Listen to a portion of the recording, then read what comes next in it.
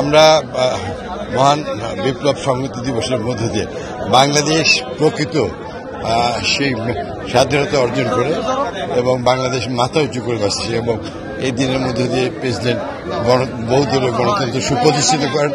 আমরা সকল দেশের আগামী দিনে সমৃদ্ধ এবং দেশকে ঐক্যবদ্ধ রাখা এবং দেশের স্বাধীনতা সম্পর্ক রক্ষা করা, গণতন্ত্রকে প্রতিষ্ঠিত করার জন্য আমাদের নেতা জনাব তারেক রহমান সাহেব যে 17 বছর পদ্মা সেতু, মেট্রো রেল এবং এলিভেটেড এক্সপ্রেসওয়ে নির্মাণের গর্বিত অংশীদার বসুন্ধরা সিমেন্ট যে তিনি আন্দোলন সংগ্রাম নেতৃত্ব দিয়েছেন, তারই বাংলাদেশের সবার ঐক্যবদ্ধ অংশগ্রহণের মধ্যে দিয়ে দেশ আজকে একটি নতুন দিগন্তের দিকে এগিয়ে যাচ্ছে। আমরা আশা করি এই দিবস বাংলাদেশের মহান স্বাধীনতার পর প্রকৃতভাবে প্রিয় মাতৃভূমি পৃথিবীর মানচিত্রে সক্রিয় অবস্থায় অবস্থান করার মধ্য দিয়ে এই দিনটি আমরা উদযাপন করছি। ধন্যবাদ।